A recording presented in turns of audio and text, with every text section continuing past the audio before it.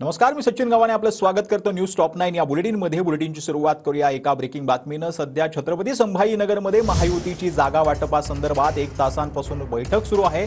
अमित शहांच्या उपस्थितीत महायुतीच्या या बैठकीला सुरुवात झाली आहे। भाजपा 155 ते 160 तर शिंदे गट 80 ते 85 तर दादा गट 55 ते 60 या आकड्यांवरती सध्या चर्चा जी आहे ती विधानसभेसंदर्भात सुरू आहे। फडणवीस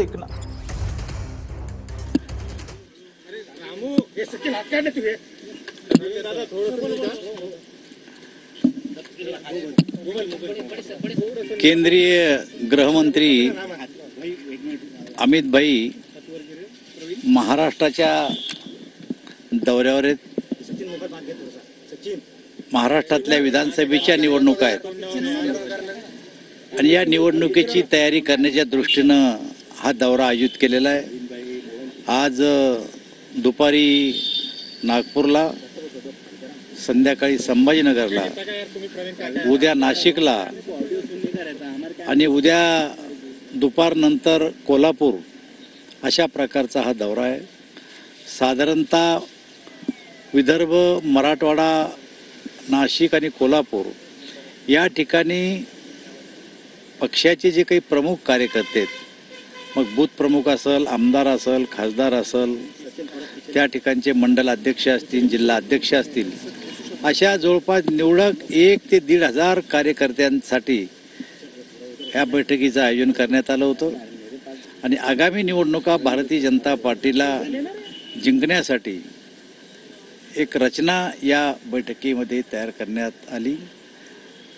कार्यकर्त्यांना त्यांनी मार्गदर्शन केलं आणि मला असं वाटतं की कार्यकर्त्यांची उपस्थिती, त्यांच्या मध्ये असलेला उत्साह पाहून येणाऱ्या विधानसभेच्या निवडणुका भारतीय जनता पार्टी नक्की जिंकेल असा विश्वास आम्ही अमित भाईला दिला। महाराष्ट्रात पहिल्यापेक्षाही जास्त सीट्स या ठिकाणी भारतीय जनता पार्टी जिंकेल आणि त्याच प्रमाणात NDAचे जे आमचे सहयोगी पक्ष आहे ते सुद्धा या ठिकाणी जिंकतील। जागा वाटपासंदर्भात उत्सुकता होती, तर त्या संदर्भात काय झालं, काय सांगा? जागा वाटप, आमची नेते मंडळी जागा वाटपाच्या चर्चेला बसतायत आणि आत्ताही मुख्यमंत्री देवेंद्रजी, अजितदादा आणि अमित भाई आणि आमचे प्रदेशाध्यक्ष चंद्रशेखर बावनकुळे हे एकत्र बसलेत। जागेच्या संदर्भात कुठलाही वाद आमच्यात आणि आमच्या मित्रपक्षात नाही आहेत। समोपचारानं या सगळ्या चर्चा होत आहेत आणि ज्या टायमाला अंतिम जागा वाटप होईल त्यावेळेस आम्ही प्रेसमध्ये कोणती जागा कोण लढवल याचं जाहीर करू। थँक्यू.